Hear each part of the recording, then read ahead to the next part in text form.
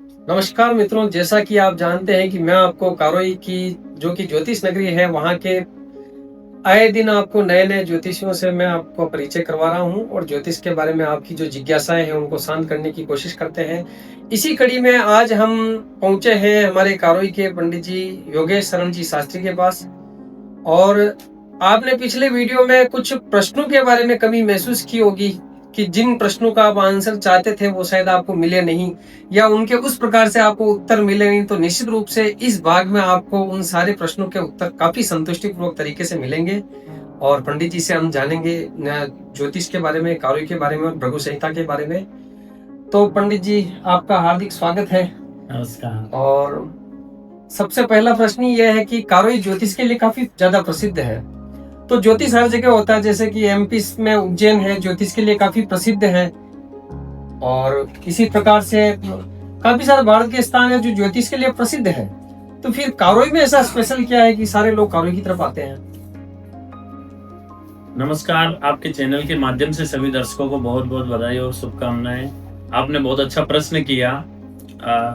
ज्योतिष वायुमंडल में ग्रहों नक्षत्रों के ऊपर आधारित है। ज्योतिष में पंचांग ग्रह नक्षत्रों के माध्यम से, गणना के माध्यम से, एक विज्ञान की दृष्टि से होने वाले जातकों के ऊपर जो प्रभाव रहता है उसके माध्यम से घटित होने वाली चीजों को अपन सरलता से ज्योतिष के माध्यम से, ग्रहों के माध्यम से जान सकते हैं। आपने सही प्रश्न किया। भारत वर्ष में कहीं बड़ी बड़ी जगह पर कहीं बड़े बड़े विद्वान ज्योतिषाचार्य ज्योतिष गणना के अंदर अपना ज्योतिष के माध्यम से फलादेश करते आए हैं। और गुजरात में, महाराष्ट्र में, राजस्थान में या अन्य कई राज्यों में, मध्य प्रदेश में बड़े बड़े ज्योतिष आचार्य बैठे हुए हैं। लेकिन आपने प्रश्न किया कि राजस्थान के अंदर जो भीलवाड़ा जिले में कारोई गांव है, यहाँ पर ही यहाँ की ज्योतिष इतनी प्रसिद्ध क्यों है कि लोग यहाँ पर अपना भविष्य की जिज्ञासा लेकर के भविष्य जानने पहुंचते रहते हैं। आपने बहुत अच्छा प्रश्न किया। यहाँ ज्योतिष प्राचीन काल से पंचांग के माध्यम से चला आ रहा है। योग, तिथि, वार, करण, नक्षत्र की गणना करके पंचांग के माध्यम से प्रश्न कुंडली बना करके भृगु संहिता, जो भृगु ऋषि जी द्वारा रचित एक शास्त्र है, उनके माध्यम से यहाँ से भृगु संहिता के माध्यम से फलादेश किया जाता है। ग्रहों के माध्यम से फलादेश किया जाता है, प्रश्न कुंडली देख करके फलादेश किया जाता है। वो होने वाले आने वाले जातकों के जीवन में सटीक फलादेश बैठता है। उसके कारण से जितने लोग आए हैं कारोई अपना भविष्य जानने के लिए, उनका 100% जो बताई गई बात है वो सफल हुई है। उनसे उनकी जिज्ञासा बढ़ी है और उनके मन को अच्छा लगा है। उसके माध्यम से लोग कारोई के अंदर अपना भविष्य जानने के लिए पहुंचते रहते हैं और आगे से आगे इसकी जानकारी भी देते रहते हैं कि किसी को ज्योतिष कुंडली परामर्श या अपने भविष्य के बारे में, कुंडली के माध्यम में, ग्रहों के बारे में, ज्योतिष विज्ञान के बारे में अगर जानना है तो वो कारोई पहुंचे। तो इसलिए कारोई की बहुत ज्यादा प्रसिद्धि और ख्याति हुई है। और यहाँ के जो भी विद्वान पंडित ज्योतिषाचार्य रहे हैं, उन्होंने बहुत सरलता से ज्योतिष का अध्ययन करके आने वाले जातकों को ज्योतिष फलादेश के बारे में सटीकता के माध्यम से भविष्य बताने का प्रयास किया। और उसी के परिणाम स्वरूप आज कारोई का नाम पूरे भारतवर्ष में प्रसिद्ध है। और यहाँ अन्य भारत के कोने कोने से और विदेश में भी जो भारत के रहने वाले लोग हैं, वहां तक के भी लोग, अमेरिका, रूस, रशिया, जापान के लोग भी यहाँ पर अपना भविष्य जानने के लिए प्रतिदिन पहुंचते रहते हैं। जी, आपके उत्तर में से ही 3 प्रश्न निकल के आए हैं। पहला ये है कि आपने भृगु संहिता के बारे में बताया। तो भृगु संहिता तो पूरे भारत में कई लोगों के पास हो सकती है, या इसमें कोई ऐसा है कि भाई कोई प्राचीन या असली नकली वाला फेर है? आपके पास ऐसी कोई भृगु संहिता है क्या? जी, आपने बढ़िया प्रश्न किया है। जो आपने कहा भृगु संहिता के बारे में, भृगु संहिता भारत के अंदर विशेष तो जो इसके शास्त्र है वो 3 जगह है। हिमाचल के अंदर है, पंजाब के अंदर होशियारपुर करके कोई एक जगह है, वहां पर है, या फिर राजस्थान के अंदर जो हमारा गांव है कारोई, यहाँ पर है। यहाँ पर भृगु संहिता मैं आपको बताना चाहूंगा कि बहुत अच्छा शास्त्र जो भृगु ऋषि जी द्वारा रचित है, वो उनके माध्यम से हम सटीकता के माध्यम से, भविष्यवाणी के माध्यम से आने वाले लोगों को भविष्य फल बताते हैं। तो ये प्राचीन भृगु संहिता है, इसके माध्यम से ही इसमें ये चीजें आती है। ये देखिए आप, बिल्कुल आप देख सकते हैं आप सभी यहाँ पर किस तरह से, क्योंकि काफी पुराने ग्रंथ हैं और लंबे समय से पीढ़ी दर पीढ़ी इनको संभाला जाता है। तो अच्छा, ये भृगु संहिता में शायद ये भाषा यहाँ पर उर्दू ये देवलिपि है। देवलिपि है। हाँ, जी। पांडुलिपि देवलिपि के माध्यम से संस्कृत के अंदर आता है। संस्कृत से पहले से जो देवलिपि पांडुलिपि जो भाषा चलती थी उसका ये शास्त्र बना हुआ है। बिल्कुल, तो आप देख सकते हैं यहाँ पर हमारे सामने भृगु संहिता, और यही कारोई का मुख्य ज्योतिष का आधार है। भृगु संहिता के आधार पर जो भविष्य कथन होता है। फिर अच्छा, ये इसकी कुंडलियां, जी बिल्कुल, जहां आप जो कुंडली ज्योतिष है, अगर उस कुंडली ज्योतिष को हम देखते हैं तो उसके अंदर आप पाते हैं कि 12 खाने होते हैं। वो चौकोर वर्ग होता है, उसमें फिर 12 खाने होते हैं। इसी तरह से ये गोलाकार कुंडलियां हैं सभी और इन कुंडलियां। गोलाकार कुंडलियों के अंदर भी वही 12 खाने हैं। उन्हीं 12 खानों के अंदर 9 ग्रह है। लेकिन इसमें क्या होता है कि कुंडलियां पहले से बनी होती है और उन कुंडलियों के आधार पर पंडित जी भविष्य कथन करते हैं। फिर दूसरा प्रश्न पंडित जी ये, जैसे आपने बताया कि देश विदेश से लोग आते हैं और उनके काम होते हैं, तो क्या ऐसे आप कुछ लोग बता सकते हैं जो काफी भारत की फेमस हस्तियां हो और कारोई में आए हो और उनका ऐसा कोई काम बना हो? आपने बढ़िया अच्छा प्रश्न किया है। कारोई में प्राचीन काल से ज्योतिष भृगु संहिता के माध्यम से ज्योतिष फलादेश चला आ रहा है। यहाँ पर पूर्व में बहुत लोग आए हुए हैं, जैसे कि नाम चीने लोगों का अगर अपन देखा जाए तो राज्यसभा सांसद अस्क अली टांक थे। वो भी यहाँ अपना भविष्य की जिज्ञासा से पहुंचे हैं और उसको जब बताया गया कि आपको राज्यसभा में पद मिलने वाला है, उसके बाद वो राज्यसभा सांसद बने। उसके बाद में यहाँ पर पंडित नाथूलाल जी व्यास जो प्रसिद्ध भृगु शास्त्री थे, उनके पास समृद्धि ईरानी जी पहुंचे थे। उनको बोला कि आपको बड़े मंत्री पद मिलने के योग बन रहे हैं, ऐसा भृगु संहिता में आ रहा है। तो उसके बाद वो राजनीतिक जीवन में आगे बढ़े और उनको शिक्षा मंत्री जैसे बड़े पद पर प्रतिष्ठावान सफलता मिली। उस समय राज्यपाल थे प्रतिभा पाटिल जी, वो भी कारोई आए हैं अपनी ज्योतिष जिज्ञासा को लेकर के। उसके 15 दिन 1 महीने बाद ही उनको राज्यपाल से राष्ट्रपति बनने का जो अवसर मिला वो हमने देखा। तो वो बहुत आश्चर्यपूर्ण था कि राज्यपाल थे उस समय आए और 15 दिन 1 महीने बाद ही वो राज्यपाल से राष्ट्रपति बन गए। जो भारत का सर्वोच्च पद होता है राष्ट्रपति पद, उसके ऊपर उनको सफलता मिली। तो बड़े बड़े पद मिले हैं यहाँ आने वाले लोगों को। और ज्योतिष के माध्यम से जो गणना करके पंडित लोग जो बताते हैं, कार्यों के जितने भी पंडित जी विद्वान ज्योतिषाचार्य हैं, वो बहुत सरलता से और सटीकता से भृगु संहिता के माध्यम से जवाब देते हैं और उन लोगों को अपने जीवन में सफलता भी मिलती है और वो उनको जान करके भृगु संहिता के माध्यम से उपाय भी करते हैं। ज्योतिष शास्त्र ग्रहों के माध्यम से जो उपाय बताया जाता है वो उपाय करते हैं और वो उपाय करने से उनको अपने जीवन में, कैरियर में, नौकरी में, व्यवसाय में, पॉलिटिकल राजनीतिक जीवन में भी उनको सफलता मिलती है। एक आपने बताया था आपने अभी उत्तर में कि बाहरी देशों से, यानी कि रशिया से, जापान से, वहां से भी लोग आते हैं, अमेरिका से।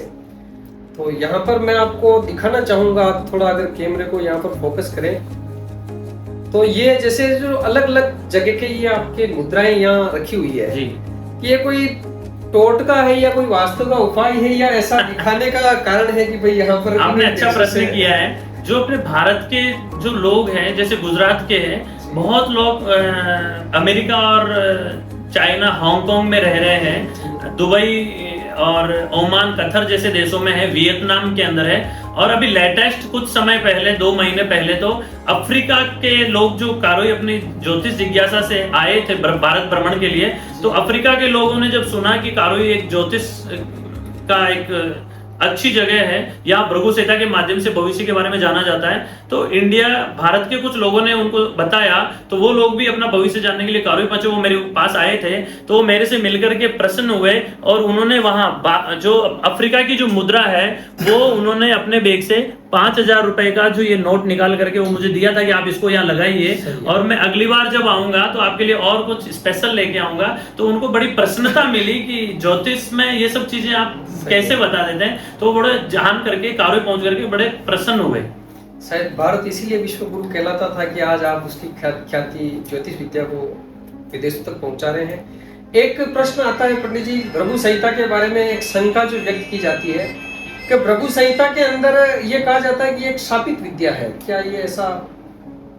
भृगु संहिता, भृगु ऋषि जी महान ऋषि हुए हैं, ऋषियों में भृगु ऋषि जी ने अपने आध्यात्मिक शक्ति से, अपनी विद्या के माध्यम से, गुरु कृपा आशीर्वाद से, देव कृपा से भृगु शास्त्र, उन्होंने अपने हाथों से भृगु शास्त्र नामक का एक लिखित में शास्त्र बनाया कि उन्होंने पूरा देश भ्रमण किया तो देश के ऊपर, पृथ्वी लोक के ऊपर लोग कहीं दुखों से दुखी है। कोई धन से परेशान है, कोई चिंता से परेशान है, कोई नौकरी से परेशान है, कोई परिवार से परेशान है, कोई तन मन धन किसी ना किसी के कारण कोई ना कोई किसी ना किसी चीज से दुखी है। तो उन्होंने कहा कि ऐसा क्या सरल शास्त्र, ऐसा क्या विधि बनाया जाए जो आने वाले लोगों को कुछ घटनाओं के पहले अगर जानकारी मिले तो उसका सरलता से कोई उपाय कर सके। उनके मन में एक प्रश्न सुझाव आया तो उन्होंने समझ करके एक भृगु संहिता नाम का एक शास्त्र लिखा जो देवताओं के लिए भी दुर्लभ था। तो उन्होंने वो शास्त्र लिख करके पुराने पेड़ की छाल के ऊपर लिखा था, उस समय की बात है, तो सतयुग की बात है। तो उन्होंने लिख करके फिर वो उनका अवलोकन कराने के लिए भगवान विष्णु नारायण के पास विष्णुपुरी में पहुंचे और विष्णु भगवान को बताया कि मैंने एक ऐसा शास्त्र बनाया है, ऐसा एक मैंने शास्त्र लिखा है जो मनुष्यों के ऊपर आने वाले जो प्रभाव होते हैं, अशुभ प्रभाव होते हैं, ग्रहों के प्रभाव होते हैं, या वो जो अपनी पूर्व जन्म के प्रारब्ध और कर्मों के कारण जो दुख भोगते हैं, उसमें कोई सरल उपाय करके अगर उनसे सरलता से कोई समाधान हो सके तो उसके लिए मैंने ये उपाय लिखा है। तो भगवान विष्णु नारायण को बहुत आश्चर्य हुआ, जगत के पालनहार तो भगवान विष्णु नारायण तो यहाँ विराजमान है और ऐसे आप कैसे लिख सकते हैं। तो माँ लक्ष्मी जी उनके चरणों में विराजमान थे, तो विष्णु भगवान और लक्ष्मी जी को, तो लक्ष्मी जी को क्रोध आने पर लक्ष्मी जी ने भृगु ऋषि जी को गुस्से में श्राप दे दिया कि आपका जो ये भृगु संहिता नामक शास्त्र है, ये जहां कहीं रहेगा वहां मैं हमेशा के लिए निवास तो करूंगी, लेकिन वहां किसी प्रकार की कोई संतुष्टि नहीं रह पाएगी, अशांति, चिंता और परेशानियों का कारण बना रहेगा। तो इसको जो पढ़ करके सुनाएगा उसके हमेशा कोई ना कोई परेशानी और चिंता रहेगी, जबकि वहां लक्ष्मी की अपार कृपा रहेगी। तो भगवान भृगु ऋषि जी को उस समय क्रोध आया और भगवान भृगु ऋषि जी ने गुस्से में, क्रोध में, आवेश में आकर के भगवान विष्णु नारायण को लात मार दी। उसके बाद ये प्राचीन कथा है, तो उसके टाइम से ही वो श्रापित ग्रंथ के माध्यम से चला आ रहा है। तो इसके अंदर वापस भगवान विष्णु ने आशीर्वाद दिया कि जो भृगु संहिता है, जो भृगु शास्त्र बनाया है, वो आपने अच्छे के लिए बनाया है, लेकिन ये श्रापित हो गया। तो मैं इसमें पुनः वरदान देता हूं कि जो गायत्री मंत्र के जो ब्राह्मण या जो उपासक होगा, भृगु संहिता पढ़ने वाला, वाचन करने वाला जो ब्राह्मण व्यक्ति होगा, वो अगर गायत्री उपासक होगा और गायत्री मंत्र के जाप करके जो भृगु संहिता नामक शास्त्र को पढ़ करके जिज्ञासु लोगों को सुनाएगा, उसके जीवन में वो फलित तो होगा ही, उसके ऊपर मेरी विशेष कृपा तो होगी, उनके कार्य में सिद्धि होगी, सफलता मिलेगी, लेकिन कहीं ना कहीं उनके जीवन में और ब्राह्मण के जीवन में हमेशा से सुख समृद्धि और उनके परिवार में खुशहाली, और मैं हमेशा उनके ऊपर कृपा प्रदान करता रहूंगा। तो भृगु संहिता माँ लक्ष्मी जी के श्राप से श्रापित है, लेकिन गायत्री मंत्र के माध्यम से अपन इसका अवलोकन करके, मंत्र जाप करके, विधि करके, गायत्री उपासक बन करके आप भृगु संहिता को अपने जीवन में उतार सकते हैं। उसके कारण आपके जीवन में आने वाले कठिन से कठिन समस्या का भी जो समाधान है वो बहुत सरलता से आपको प्राप्त हो सकता है। पंडित जी ने काफी अच्छी कथा के माध्यम से जानकारी दी, और आपने सुना भी होगा कि एक वो दोहा है, क्षमा बड़न को चाहिए और छोटन को उत्पात का विष्णु को घटी गयो जो भृगु जी मारी लात। तो वो इसी कथा के आधार पर लिखा गया था। एक पंडित जी, आजकल जो सोशल मीडिया युग में या मोबाइल टेक्नोलॉजी के अंदर, जैसे हमने देखा यहाँ आप भी टेक्नोलॉजी का उपयोग कर रहे हैं, आपके पास लैपटॉप रखा है जी।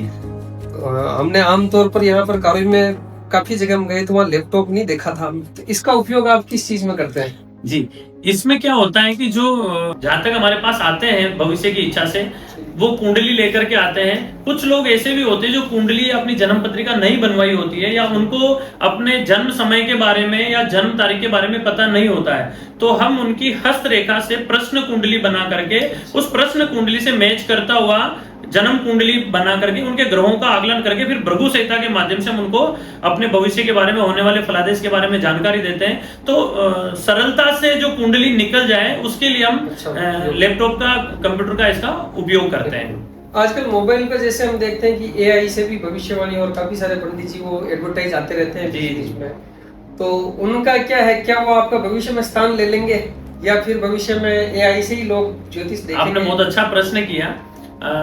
वर्तमान समय पर टेक्नोलॉजी का जमाना है, सोशल मीडिया का समय चल रहा है, और कम समय में जल्दी सफलता मिल जाए उसके लिए सभी लोग हमेशा प्रयास करते रहते हैं। सही है। तो एआई का जो भविष्य जानने के माध्यम से जो लोग एआई का उपयोग करते आ रहे हैं, या एआई के माध्यम से जो लोग अपनी कुंडली परामर्श या भविष्य जानते हैं, वो कहीं ना कहीं सही है, लेकिन सटीकता से जो आपको भविष्य जानकारी मिलती है, जो भविष्य के बारे में उपाय करने के बाद समाधान की जो जानकारी मिलती है, वो आपको योग्य ज्योतिषाचार्य या कोई पंडित से सलाह लेकर के अपनी कुंडली परामर्श करा के ही आपको अपने जीवन में उसका कोई उपाय करना चाहिए, समाधान करना चाहिए। तो जटिल से जटिल समस्या का समाधान सरलता से हो सकता है।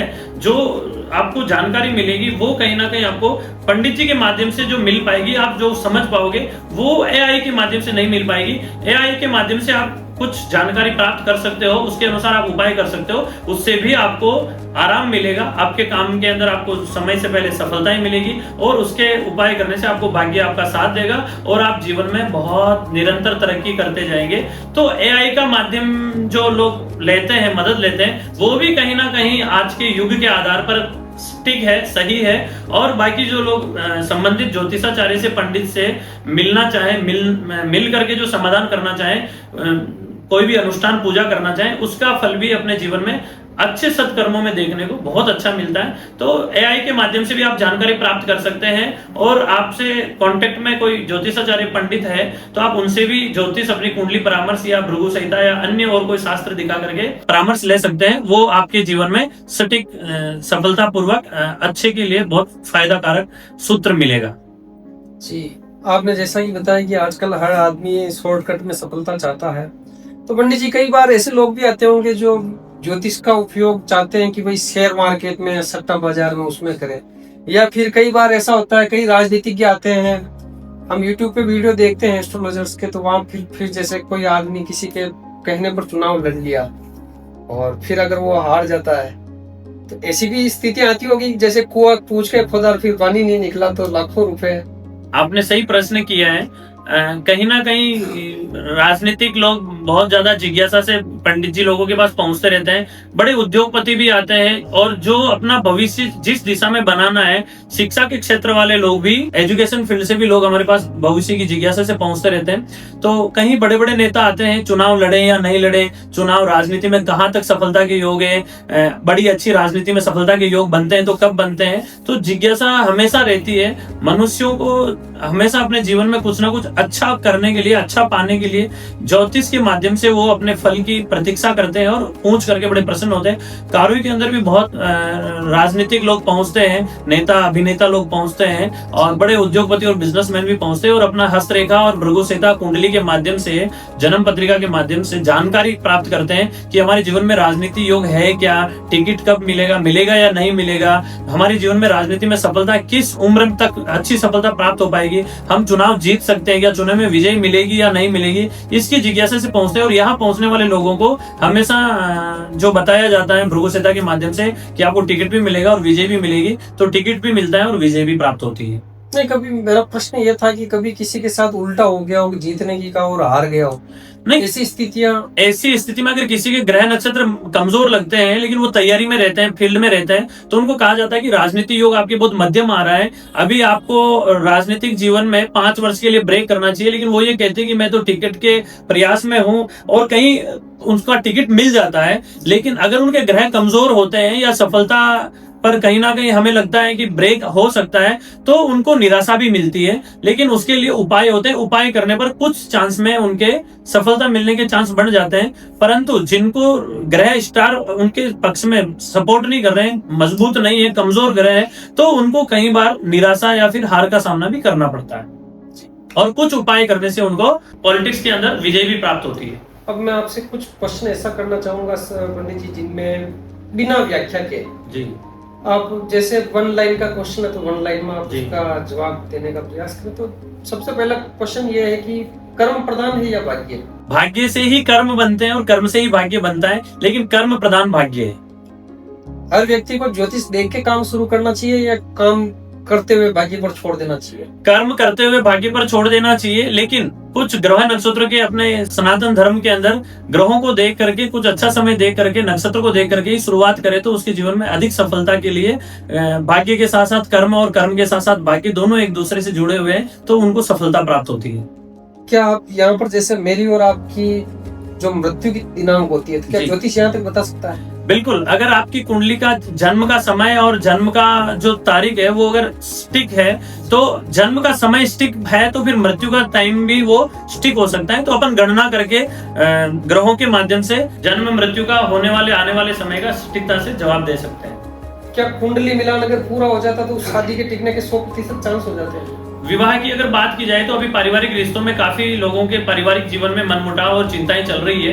तो कुंडली मिलान करके, गुण मिलान करके अगर अपन विवाह रिश्ता बनाते हैं तो 90% चांस ही रहता है कि रिश्ता आपका बहुत बढ़िया चलने वाला है, अच्छा आपका निभने वाला है। लेकिन कुछ पारिवारिक रिलेशन ऐसे होते हैं जिसके कारण कई बार रिश्ते पर ब्रेक आ जाते हैं और बिगड़ भी जाते हैं। तो थोड़ा सा संयम और थोड़ा सा शांति के साथ ही रिश्ते निभाए जाते हैं। तो कुंडली मिलान के साथ साथ उनको परिवार के साथ रहना है तो संस्कार भी डिपेंड करते हैं। तो संस्कार और संयम के साथ में परिवार रिलेशन निभाए जा सकते हैं, तो रिश्ता बना रह सकता है। दुनिया कब खत्म होगी?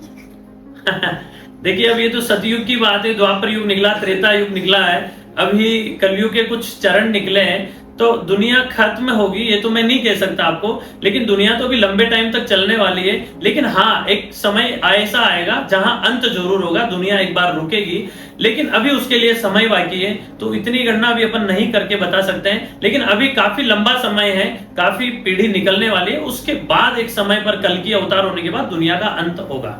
अच्छा, ज्योतिष की आलोचना पंडित जी पढ़े लिखे लोग ज्यादा करते हैं या जो पढ़े लिखे कम है वो ज्यादा करते हैं आलोचना? ज्योतिष को जो नहीं समझता या ज्योतिष में जिसने नहीं जाना है वो हो सकता है कितनी बार आलोचना कर सकते हैं, लेकिन ज्योतिष अंधविश्वास नहीं है। ज्योतिष भरोसे वाला एक शास्त्र है जो सतयुग से शास्त्रों से चला आ रहा है। लेकिन जो आलोचना की आपने बात करी, अच्छा प्रश्न किया कि ज्योतिष की आलोचना कौन लोग करते हैं, पढ़े हुए लोग करते हैं या अनपढ़ लोग करते हैं। पर मेरा ये मानना है कि पढ़े लिखे लोग ज्योतिष पर भरोसा पूरा करते हैं और कुछ कम पढ़ करते हैं, कम जानकारी वाले लोग होते हैं, वो कभी आलोचना कर सकते हैं। अच्छा, आपके पास ज्यादातर जो शिक्षित वर्ग आता है या फिर जो अशिक्षित? हमारे पास तो सभी लोग आते हैं, ग्रामीण लोग भी आते हैं और शिक्षित लोग भी आते हैं, पढ़े लिखे लोग भी आते हैं। पर यह है कि अभी जितना देखने को मिल रहा है कि ज्योतिष में लोगों की बहुत जिज्ञासा है और ज्योतिष को लोग बहुत गहराई तक और बहुत निम्न स्तर, बहुत छोटे लेवल पर भी जाकर के देखते हैं और उनके जो फल प्राप्त होते हैं उनको भी वो बहुत अच्छा महसूस करते हैं। तो ज्योतिष को लेकर के अभी आने वाली दुनिया में और वर्तमान जो समय चल रहा है इसमें लोगों के अंदर बहुत जिज्ञासा देखने को मिलती है और हर व्यक्ति अपने स्टार, अपना भविष्य, होने वाले कल के समय को आज पूरा जानने की जिज्ञासा रखता है और कुछ ना कुछ जानने का प्रयास करता है कि उसके लिए कुछ अच्छा किया जाए। तो ज्योतिष में अभी वर्तमान में और आने वाले समय में बहुत अच्छी जिज्ञासा बढ़ने वाली है। जैसे पंडित जी होता है क्या है, एक डॉक्टर होता है, काफी अच्छा पढ़ा लिखा होता है, तो उसकी ये होता है भाई भविष्य, कुंडलियां, ये सारा अंधविश्वास है। इसी तरह से जो IAS RS बनते हैं या अधिकारी वर्ग कह सकते हैं या फिर जो प्रोफेसर हो सकते हैं, इंजीनियर हो सकते हैं, ये सारे लोग अक्सर हम देखते हैं कि ज्योतिष की आलोचना ज्यादा करते हैं। और कारोई में मैंने देखा है कि सबसे ज्यादा लोग यही आते हैं, उसका कारण क्या है? देखिए, कारोई के अंदर सबसे बड़े अधिकारी, बहुत लोग आते हैं, बड़े बड़े अधिकारी आते हैं, प्रशासनिक अधिकारी भी बहुत आते हैं। तो कितनी बार ये होता है कि जो जिज्ञासा होती है, सारे लोग अलग अलग सोच विचार के होते हैं। कुछ लोग आलोचना करते हैं, लेकिन कुछ लोगों को ज्योतिष परामर्श बहुत अच्छा भी लगता है। तो ये सब चीजें उनके जीवन में कहीं ना कहीं स्टिक रही होती है या उस परिवार में सरलता से उनको जटिल समस्या का समाधान सरलता से मिला होता है। लेकिन मैं आपको ये एक बात, आपका अच्छा प्रश्न था, प्रत्येक व्यक्ति के जीवन में उतार चढ़ाव, यश अपयश, लाभ हानि और किसी ना किसी प्रकार की चिंता से व्यक्ति ग्रस्त होते हैं। ज्योतिष परामर्श, ज्योतिष समाधान करके उनको बहुत सरलता से शांति, सुकून और अपने कार्य के प्रति उनको जो रास्ता मिलता है, जो लाइन मिलती है, वो ज्योतिष के माध्यम, ग्रहों के माध्यम के अलावा और ऐसा कोई शास्त्र, ऐसा कोई किसी धर्म में ऐसा कोई चीज नहीं बना है कि जिसके माध्यम से आप कोई उपाय करके उस चीज को प्राप्त कर सकते हो। लेकिन सनातन धर्म में ग्रहों के माध्यम से जो ज्योतिष शास्त्र है उसके माध्यम से आप बहुत सरल उपाय करके जटिल से जटिल समस्या का समाधान प्राप्त कर सकते हो। इसलिए लोग, डॉक्टर लोग, प्रशासनिक अधिकारी या अन्य जो बड़े पद वाले प्रतिष्ठावान व्यक्ति होते हैं, उनको भी अपने जिज्ञासा के माध्यम से वो कारोई कहीं ना कहीं ज्योतिष अपना खींच करके यहाँ पर बुला लेता है और यहाँ पहुंच करके बहुत प्रसन्न और बहुत खुश होते हैं। जी, आपने कहा कि काफी सारी समस्याओं का समाधान कर देते हैं। अभी वर्तमान में जो समस्या चल रही है, पिछले 2 महीनों में पंडित जी अग्निकांड खूब हो रहे हैं। जी, जैसे हर दिन के अखबार में एक अग्निकांड दिखता है। कि ये क्या ज्योतिष या ग्रहों से सीधे जुड़े हैं, और जुड़े हैं तो कब तक? देखिए, हमेशा हर चीज ग्रहों से जुड़ी हुई होती है, समझना उनको होता है, लेकिन ग्रहों के माध्यम से ही सब चीजें जुड़ी होती है। लंबे टाइम से पिछले वर्ष की अपन मान ले, फिर भी एरोप्लेन हादसे हुए हैं, कहीं हेलीकॉप्टर हादसे हुए हैं, पिछली बार हेलीकॉप्टर क्रैश हुए हैं, उसको भी अपन अग्निकांड के माध्यम से ही देखे जाएंगे। और अभी इस वर्ष भी कहीं सारे अग्निकांड जैसी, भूकंप आपदाएं जैसी, या फिर किसी ना किसी प्रकार की समस्याओं से अभी ओत प्रोत उतार चढ़ाव बहुत चल रहा है। अभी वर्तमान में जो ग्रह नक्षत्रों की स्थिति है वो काफी विकट स्थिति में चल रही है। मंगल केतु ग्रह की युति की वजह से भी कितनी बार ये भूकंप आपदा और अग्निकांड जैसी बड़ी हादसे होते हैं, और इसमें कई लोगों को, निर्दोष लोगों को भी जान गंवाना पड़ सकता है। तो अपने को सावधानी रखने की आवश्यकता है। कोई भी चीज नई टेक्नोलॉजी के माध्यम से जो चीजें बनी है उसमें कोई ना किसी कारण से कोई कमी रह जाती है, तो उसकी वजह से भी कितनी बार ये हादसे हो जाते हैं। पर इसमें यही है कि अपने को सजगता और सावधानी के साथ बचाव किया जा सकता है। तो ये जो समय है वो अभी अक्टूबर 2026 तक जो है वो बहुत भयानक चलने वाला है। अक्टूबर 2026 के बाद में अग्निकांड जैसी स्थितियों में, भूकंप आपदा जैसी स्थितियों में थोड़ा शांति मिलेगा, लेकिन अभी अक्टूबर 2026 तक भारतवर्ष में और भी ऐसे बड़े बड़े किसी प्रकार के अग्निकांड जैसी, भूकंप जैसी, आपदा जैसी, या फिर जहां बारिश, अतिवृष्टि जैसी संभावनाएं बढ़ सकती है। कहीं आप अंधविश्वास तो नहीं फैला रहे? लोग डर तो नहीं जाएंगे इससे? ज्योतिष अंधविश्वास नहीं, ज्योतिष एक सरलता से जानने वाला और जटिल समस्याओं से सरलता के समाधान पाने वाला एक ग्रंथ है। तो ग्रहों के माध्यम से इनको आप समझने के बाद में अपन ऐसा समझ पाएंगे कि बहुत सरल और अच्छा उपाय है वो। इसको ज्योतिष के माध्यम से लोगों को जान करके अपने उपाय करने चाहिए। तो लगे हाथ आप युद्धों की स्थिति बता दो। रूस यूक्रेन हुआ, अमेरिका अभी ईरान का चल रहा है। हाँ, देखने को मिल रहे हैं काफी देशों में तनावग्रस्त स्थितियां बनी हुई है, उपद्रव की स्थितियां बनी हुई है। पर कुछ समय के बाद में ये सब चीजों में शांति हो जाएगी, सब देशों में संभाव रहेंगे, और भारत भी इन सब चीजों के साथ कहीं ना कहीं अपना एक अच्छे पटल पर अपना स्थापित करेगा। भारत का वर्चस्व है। भारत अपने आप में एक विशेष विश्व गुरु की अपनी पहचान बनाने के लिए अग्रसर है, विकसित भारत की तरफ अग्रसर है। तो सहज है कि भारत अपना वर्चस्व स्थापित करेगा, और 2026 और 2027, 2028 भारतवर्ष के लिए बहुत अच्छा समय है। अच्छा, वर्तमान में पंडित जी बीमारियों का दौर जो चल रहा है, पिछले आफ्टर कोविड इसको कह सकते हैं कि काफी लोग जो बीमार हो रहे हैं, या फिर कुछ ऐसी बीमारियां कम एज के अंदर लोगों की जो डेथ हो रही है, उसके बारे में? हाँ, आपने अच्छा प्रश्न किया है कि कम समय में अल्पायु ज्यादा हो रही है, कम समय में मृत्यु ज्यादा हो रही है, चाहे वो दुर्घटना से हो, कैंसर जैसी घातक बड़ी बीमारियों से हो, शुगर, बीपी, ब्लड प्रेशर जैसी बड़ी बीमारियों से हो। तो ये जो है वो कहीं ना कहीं आपकी वास्तु ग्रह शांति के अनुसार बीमारियों का प्रभाव बढ़ता है। इसके लिए भी आपको आपका जो निवास स्थान होता है उसके साथ साथ अटैच जिस तरीके से रूम है उसके साथ उसका थोड़ा ध्यान रखा जाए। लेट बात का सही तरीके से सही स्थान के ऊपर उसका कॉर्नर पर बनाया जाए, तो उसके बाद आपकी बीमारियां घर परिवार में कम हो सकती है। तो वो भी एक विशेष सरल जो वास्तु शास्त्र है उसका आपको समझ करके वास्तु के अनुसार आपको कोई ना कोई उपाय करना चाहिए, तो उससे आपके घर में बड़ी घातक बीमारियों से बचा जा सकता है। और उसके अलावा खान पीन के माध्यम से, रहन सहन के माध्यम से, और अभी जो समय चल रहा है उसमें आपने अच्छा प्रश्न किया, लोग चिंताओं से बहुत ग्रसित है। समय से पहले हर चीज की जिज्ञासा को लेकर के, या फिर कोई ना कोई छोटी सी बात को भी बहुत बड़ी चिंता बना करके, या फिर पारिवारिक रिलेशंस में जो अशांति है उसकी वजह से भी चिंताओं के कारण लोग बड़ी बड़ी बीमारियों से ग्रसित है और समय से पहले उनकी मृत्यु हो जाती है। तो उनके लिए यही है कि वो ज्यादा से ज्यादा भगवान शिव की आराधना करे, शिव उपासना करे, और हनुमान जी के दर्शन करके हनुमान चालीसा का पाठ करें। वो उनके आयुर्वेद के माध्यम से एक दवाई के रूप में काम करेगी। और जैसे नासे रोग हरे सब पीड़ा जपत निरंतर आनंद एक चौपाई है, वो भी रोग निवारण के लिए ही है। तो इस तरीके का वो आध्यात्मिक जीवन से अगर जुड़े रहेंगे, आध्यात्मिक धर्म से जुड़े रहेंगे, आध्यात्मिक ग्रंथ से जुड़े रहेंगे और अपने परिवार के संस्कार से जुड़े रहेंगे, तो मुझे लगता है कि कहीं ना कहीं उनकी अल्पायु होने पर या फिर घातक बीमारियों से वो बचे जा सकते हैं। बिल्कुल, पंडित जी ने हमारे लगभग सारे प्रश्नों के उत्तर दिए। एक अंतिम प्रश्न मैं ज्योतिष से जो रिलेटेड है, जो सीधे ज्योतिष से रिलेटेड है, उससे आपसे करने के बाद फिर हम विदा लेंगे। तो पंडित जी, कुंडली के अंदर दो ग्रह आमने सामने बैठे हैं, एक शुभ ग्रह है, दूसरा अशुभ ग्रह है, यानी कि एक का गुरु या बुध मान लीजिए, दूसरा राहु या शनि मान लीजिए, दोनों की सातवीं दृष्टि एक दूसरे के ऊपर सीधी पड़ेगी, किसका प्रभाव ज्यादा रहेगा, शुभ प्रभाव या अशुभ प्रभाव? देखिए, अगर आपकी जन्म कुंडली के अंदर, जन्म पत्रिका के अंदर जन्म समय से कुंडली के अंदर 12 भाव होते हैं, 12 राशि होती है, उसमें 9 ग्रह स्थापित होते हैं। वायुमंडल के अंदर जितने भी ग्रह हैं उसमें से 9 ग्रह पृथ्वी के ऊपर रहने वाले, पृथ्वी लोक के ऊपर संपूर्ण जीव जंतु चराचर के ऊपर उनका प्रभाव प्रभावित करते हैं। 9 ग्रह में से जो ग्रहों के राजा सूर्य भगवान कहे गए हैं, ग्रहों के गुरु है वो बृहस्पति कहे गए हैं, और इसके साथ जो आपने प्रश्न किया था कि सप्तम भाव पर जो दृष्टि होती है, आमने सामने ऊंच के और नीच के जो ग्रह होते हैं, जब सामने दृष्टि पड़ती है तो शुभ फल प्राप्त होगा या अशुभ फल प्राप्त होगा? आपने अच्छा प्रश्न किया है। अगर ग्रह, शुभ ग्रह अगर उच्च के स्थान के ऊपर बैठा हुआ है तो वो निम्न स्तर वाले जो ग्रह का प्रभाव उसके ऊपर दृष्टि पड़ी हुई उसको वो कहीं ना कहीं क्षीण कर देगा, कम कर देगा, खत्म कर देगा और अपना प्रभाव वहां पर वो स्थापित करेगा।